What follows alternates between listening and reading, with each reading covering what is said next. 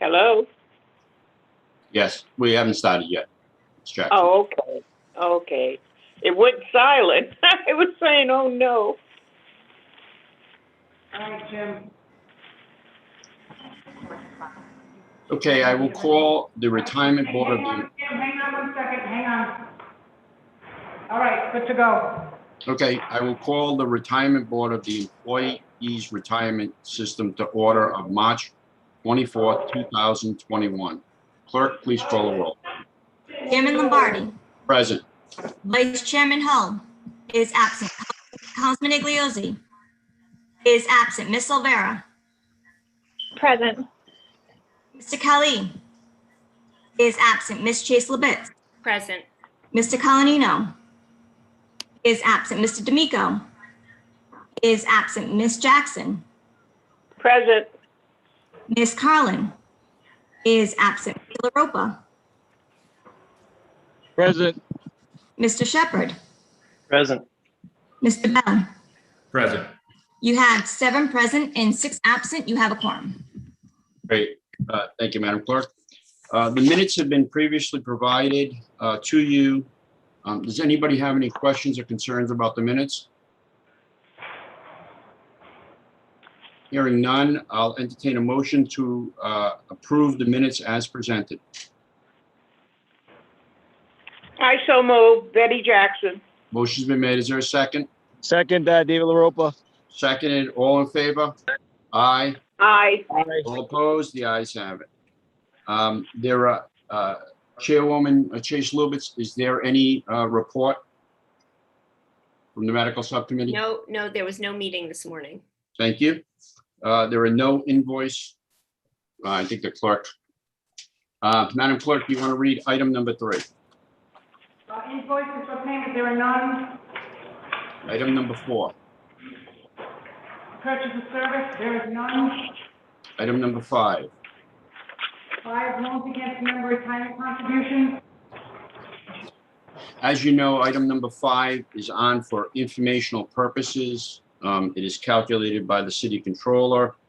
Is there any questions in regards to this? Hearing none, let's move on to item number 6. I need a motion to accept. Okay, sorry.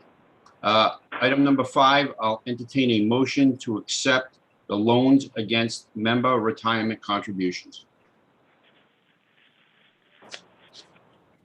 Make a motion? Motion's been made. Is there a second? Second. Second. Second. All in favor? Aye. Aye. All opposed? The ayes have it. Ms. Chase Lubitz, I know you tried to make that motion. You're muted. Sorry. Okay, item number 6. Service retirement, A. Maximum, Jose D. Rodriguez, Francisco A. Baez, Delma De La Cruz, Lisa M. DeFalco, Colleen Dupree. B. Option 1, Bruce W. Hyder. Option 2, none. Option 3, Rosemary Principe. Option 4, Joyce Johnson, Carl Denfort, Stephen Soto, and Susan T. Wolf. Again, this is information that was provided to us. The proper motion is the motion to accept. I'll entertain a motion to accept. So moved. Motion been made. Is there a second? Second. Seconded. Is there any discussion in regards to this matter? Hearing none. All in favor? Aye. All opposed? The ayes have it. Before we go on to new and continued business, I do have a statement. I'd like to make a statement under personal privilege here. I read in the Providence Journal about a disability retiree a few weeks ago, last week, a few weeks ago. And unfortunately, I do want to say that the mayor's office gave misleading information about the responsibilities of this board and our oversight of disability pensions.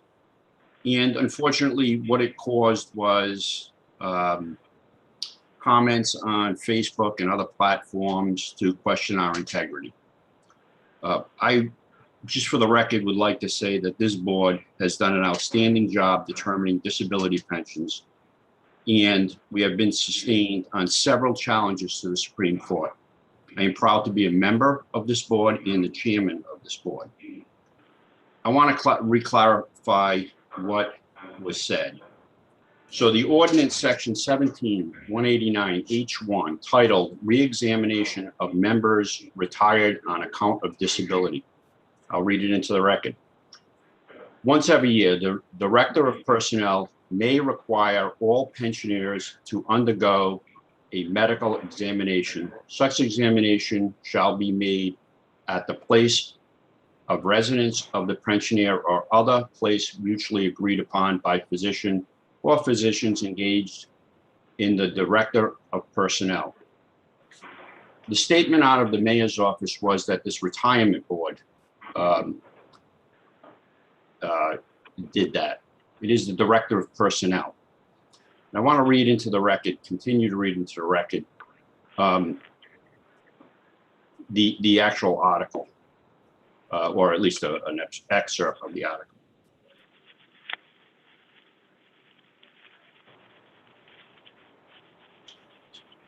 So it said that city spokesman Smith told the Journal, the city's retirement board can recommend that retirees be re-examined yearly, and began to do so in 2019 for a random selection of retirees, but has not done so in this case. I'm sure that we can recommend to re-examine, but that's not our responsibility. It is the personnel director's responsibility. And we can probably recommend a lot of things, but don't put the responsibility into our hands when it's the personnel directors. And I want to go on to say that this person was hired by Mayor Laws's campaign, and he was neither aware of the disability pensioner, was previously employed by the city, nor received an accidental disability pension. The statements made by the mayor's office, I think, were irresponsible and hurt this board. And I just wanted to clarify the record on this matter. Thank you. You're welcome. You're welcome. This is Betty Jackson. I had privy to some of that, and I was very upset. And as you stated, it is the responsibility not of the retirement board. It is the responsibility of personnel. It is not our fact to get people to go to a medical examiner. That's up to them. If they feel that somebody's being overpaid and they need to have an examination, that's their duty. The retirement board has done an outstanding job all the years that I've been. Other than that, I would not have stayed a member. Thank you. Thank you. Jimmy, Vice Chairman would like to speak. Sure. Mr. Hall? I'd like to be marked present for the meeting, number one. Absolutely. And I personally would like to say, Ms. Jackson and Chairman, nicely put. And to the board, just keep up the good work. Thank you, Vice Chairman. Moving on to new and continued business 7A. Madam Clerk. Presentation by Field Consulting of the Employee Retirement System of the City of Providence Actuarial Evaluations and Review as of July 1, 2019, including discussion, vote, or other action by the board regarding the acceptance of the report. Thank you. We have Ms. Riley with us. This is a continued matter from the last meeting. Ms. Riley, did you want to give us an update? Yes, well, I think some of the board members had asked for a hard copy of the valuation report. So, and we had reviewed most of the report, pretty much ended on the summary page and where we do the projection of liabilities. So I could pause and see if any board members had any questions on what was reviewed last month, then review those last couple of pages. And that was all I really had thought you needed. But just for the record, Ms. Riley, you did amend since our last meeting, is that correct? Yes. And could you just explain what the amendment was? So the amendment only affected 2 pages in the valuation report. It revised the allocation of costs for fiscal 2021. The reason we made those revisions were because the valuation report was completed fairly late in the year, and the city had already budgeted fiscal 21 based on the prior valuation report. We were holding the fiscal 21 appropriation level based on the prior valuation report. We felt we should have held the department allocations at that same level too, for the same reason, because the budgeting process had already occurred. So but the overall report has not changed. It's between the school department funding and the city funding, is that correct? But the number is the same? Just The a total percentage? the total number is the same. The split between Class A and Class B is different. And then within Class A, the split between the schools, the general, and the other departments is slightly different. Let me just on that one point, does anybody have any questions in regards to the amendment? And again, the amendment had to do with not the overall numbers, but how the city was paying for it in different pools, Class A school, Class B, those type of things. If I may, this is Betty Jackson. I know this morning the clerk's office sent something to us. Was that amendment included on that? I believe so, yes. That included the new amendment or the amendment. Okay, so it would be the last 2 pages? No, I don't believe so. Ms. It Riley? wasn't the last 2 pages, it's pages, let me get it, 28 and 29 in the report. Pages 28 and 29? Yes. Because it was quite extensive. I have went over the original, but the other one I really didn't, I just kind of didn't critique it because it looked like the original, but there's pages 28 and 29 has been, there's been some amendments. Yes, the cover letter, which is page 2 of the PDF, is redated, and it refers to changes made on pages 28 and 29, and then 28 and 29 are different. Okay. Thank you. Mr. Chair, Yes. this is Tina Mastriani, First Deputy. I did receive an email from Mr. Cheverini this morning and did confer with him that that was the correct report that I sent out to all the members just this morning. Thank you, Madam Clerk. For the record. You're welcome.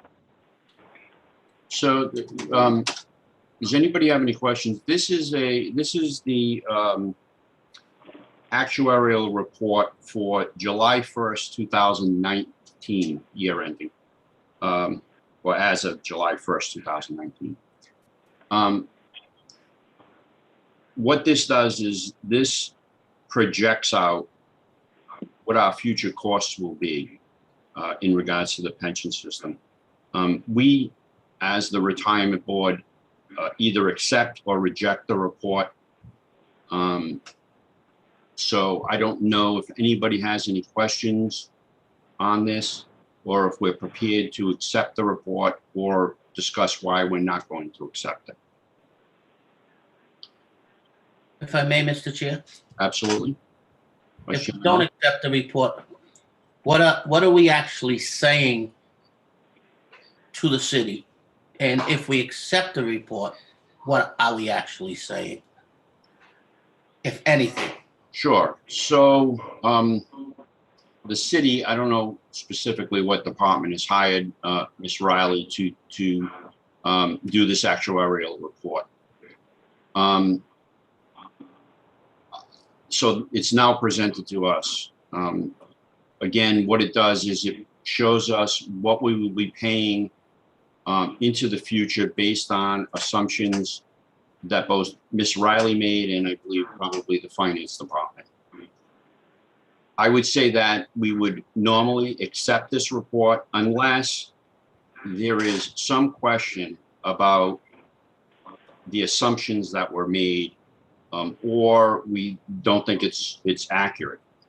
I think that if we don't think it's accurate, I think that we would probably have to hire our own professional to do a counter actuarial report, and that's something that we would have to be pretty confident that this report made wrong assumptions or something like that.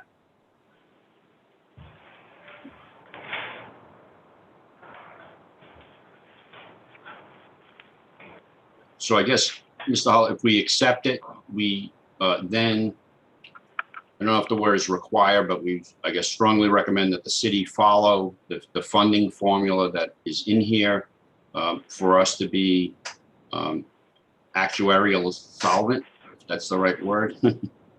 Ms. Riley, actuarially solvent, is that a word? It is. I'm not sure that's how I would, I don't think that's really, Okay. I think. Please help me. Yeah, I think what you're adopting is you're approving the assumptions that we use, because technically they are your assumptions as the sponsor of the plan, as board members. And I agree with you. You're directing the city to fund the actuarially determined contribution, and the report includes a projection of the actuarially determined contribution to give you a sense of what it will take to fully fund the system.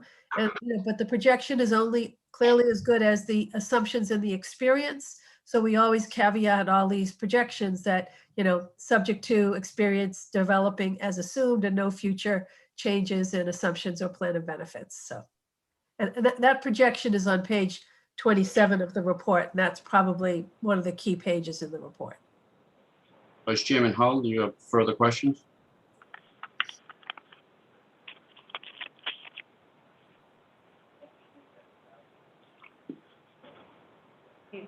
Vice Chairman Hull, I don't know if you're muted or not. You're muted right now. How's that? Am I on? Yeah, we can hear you. On page 26, I believe, is that right, Ms. Riley? That's the trouble that I'm having. Let me ask you this. Do we have to approve the whole report, or can I abstain on how you came to your number? Because I don't think I'm actually I don't think it's right. So, Vice Chairman Hull, if you have questions, I would want your questions answered before I would like to vote on it. Do you have specific questions? Do you want to contact Ms. Riley with questions and we can continue this? Do you want to? Is there a time scenario here, Mr. Chairman? That you have to get it out, get it over to the city? We have the finance director as a member. Maybe I can ask her. Ms. Silveria? Well, then can I talk to the finance director? And I'll just abstain from voting if you're going to bring it up for a vote. I would rather you have your questions answered, Vice Chairman. Okay, well, that's fine. If everybody, well, thank you, Mr. Chairman. Ms. Silveria, is there a? Go ahead. I was just going to say, can you repeat the question? Is there a time frame that we need to pass this out? Well, this report does give us a breakdown for next year's budget, the fiscal 22 budget that we'll be working on. So we would hope to get this passed soon, so we can include accurate numbers in our budget 22 development.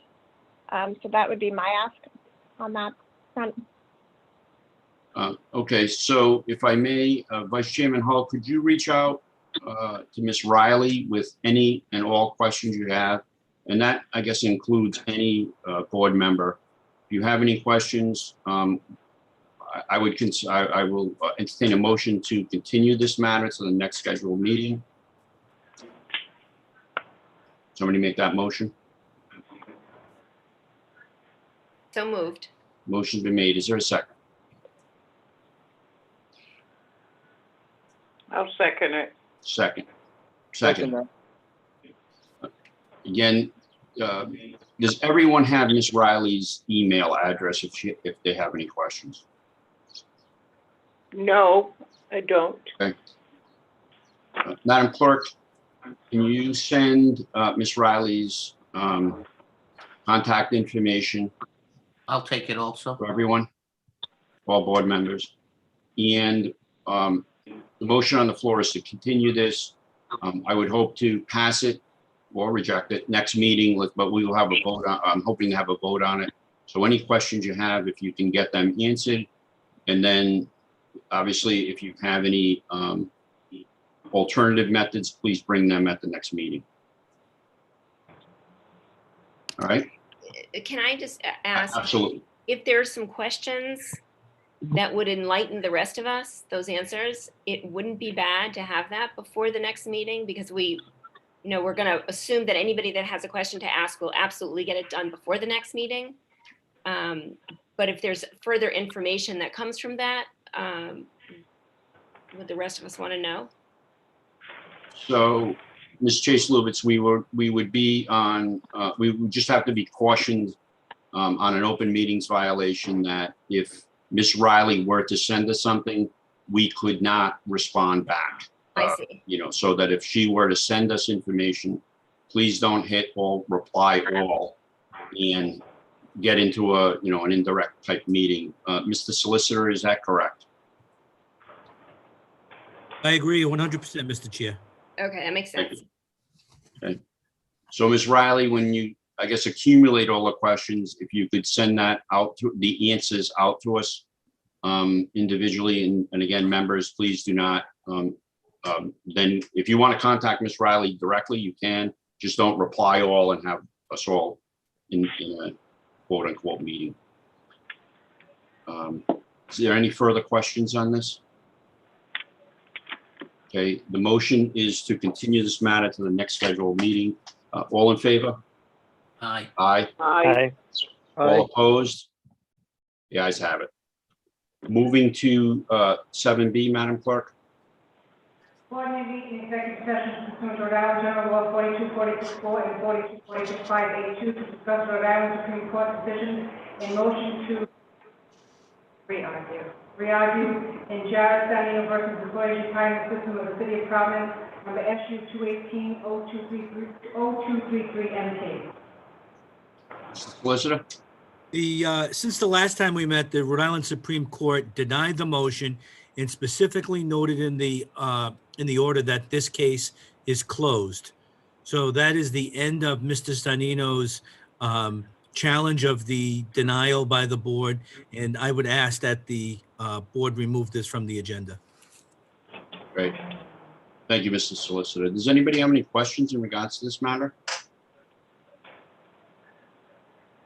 Shall we move it from the agenda? Yeah, sure. Do you want me to, is that just a statement, or do I continue it indefinitely, Mr. Solicitor or Madam Clerk? What's the motion? Motion to remove from the agenda. Okay, I'll entertain a motion to remove this item from the agenda. Make that motion. Motion been made. Is there a second? Second that. Seconding. Any further discussion? All in favor? Aye. Aye. All opposed? The ayes have it. Item 7C, Madam Clerk.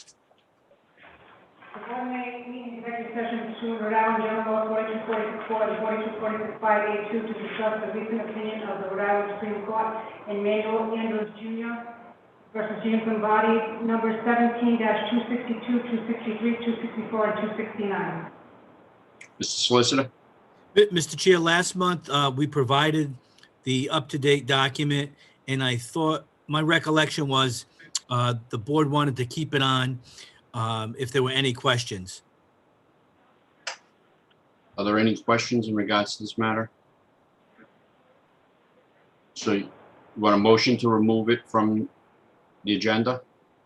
I think that's appropriate, and anytime that the board feels they need an update, I certainly can provide that, and we can put it back on. Is that the pleasure of the board? I'll entertain a motion to remove this item from the agenda.